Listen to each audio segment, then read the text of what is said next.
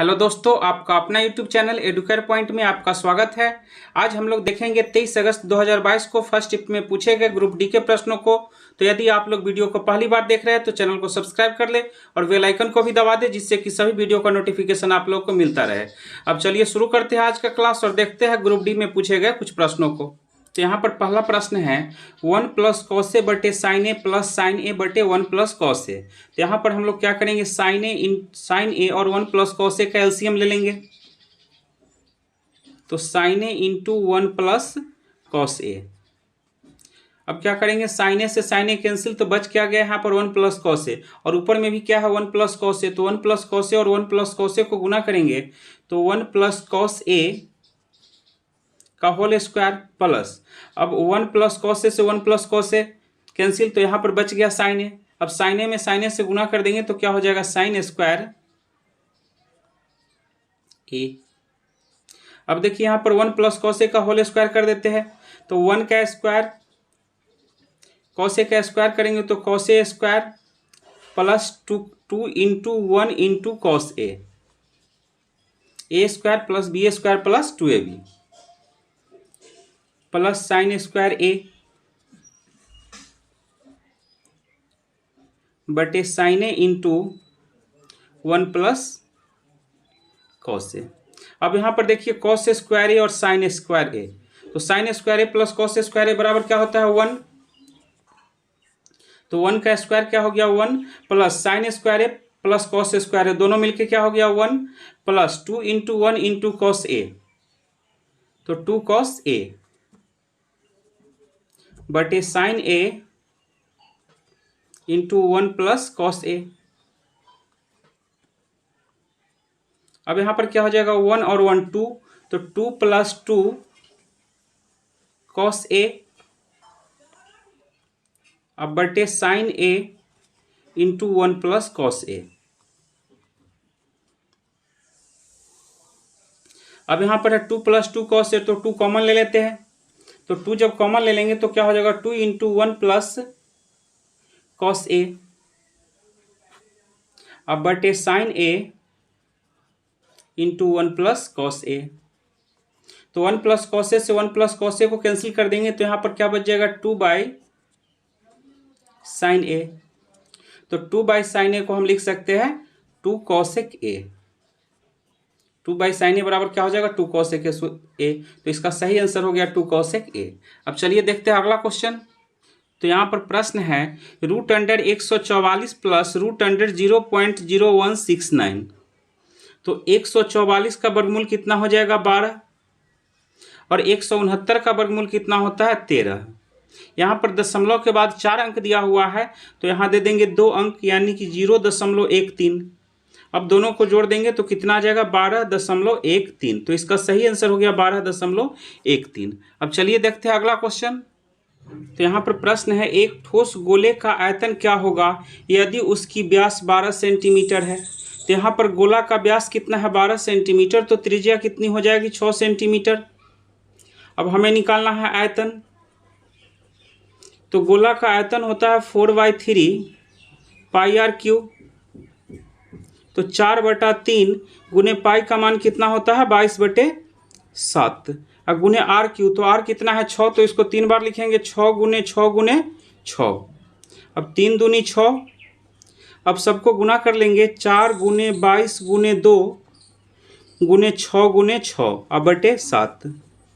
तो सबको गुना करेंगे तो आ जाएगा 6336/7 सेंटीमीटर क्यूब। तो गोला का आयतन कितना हो गया 6336/7 सेंटीमीटर क्यूब। एक समचतुर्भुज का विकर्ण 15 सेंटीमीटर तथा 12 सेंटीमीटर है। समचतुर्भुज का क्षेत्रफल कितना होगा। तो यहाँ पर समचतुर्भुज का दोनों विकर्ण दिया हुआ है।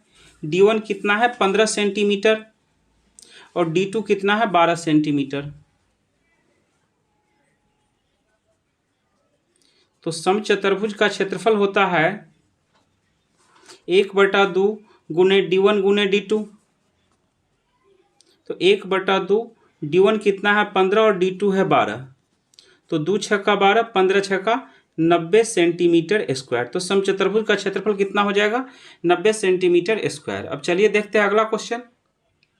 तो यहाँ पर प्रश्न है, निम्नलिखित में से गलत कथन को चुनिए। तो यहाँ पर 4 कथन दिया हुआ है। पहला है समचतुर्भुज के दोनों विकर्ण एक दूसरे को समकोण पर काटती है। तो ये सही है, समचतुर्भुज का दोनों विकर्ण एक दूसरे को समकोण पर काटती है। दूसरा कथन है वर्ग एक समचतुर्भुज होता है। तो वर्ग क्या होता है? वर्ग को हम समचतुर्भुज कह सकते हैं। फिर है समचतुर्भुज के आमने सामने का कोणों का योग 180 डिग्री होता है। तो समचतुर्भुज के आमने सामने के कोणों का योग 180 डिग्री नहीं होता है, गलत है। अगला है समचतुर्भुज के सम्मुख कोण बराबर होते हैं। तो ये भी सही है। तो इसका सही आंसर हो जाएगा ऑप्शन सी। अब चलिए देखते हैं अगला क्वेश्चन। तो यहाँ पर है 9, 5, 3, 6, 4, x3 का माध्य 5 है। तो x का मान ज्ञात करें। तो माध्य बराबर क्या होता है? सभी आंकड़ों का योग बटे आंकड़ों की संख्या। तो 9 जोड़ 5 जोड़ 3 जोड़ 6 जोड़ 4 जोड़ x जोड़ 3, सबको भाग दे देंगे किससे? 7 से, क्योंकि आंकड़ों की संख्या कितना है? 7, 1, 2, 3, 4, 5, 6, 7 बराबर 5। तो 9, 5, 14, 14 और 3 17, 17 और 6 23, 4 27 और 3 30। तो 30 प्लस x बराबर कितना हो जाएगा? 7 बचे 35। तो x बराबर कितना होगा? 35 माइनस 30 यानी कि 5। तो x का मान कितना हो जाएगा? 5। अब चलिए देखते हैं अगला क्वेश्चन। तो यहाँ पर प्रश्न है 10 साल पहले माँ अपने बेटे से 3 गुनी है तथा 5 साल पहले दोनों का अनुपात 5:2 है। माँ की वर्तमान उम्र कितनी है?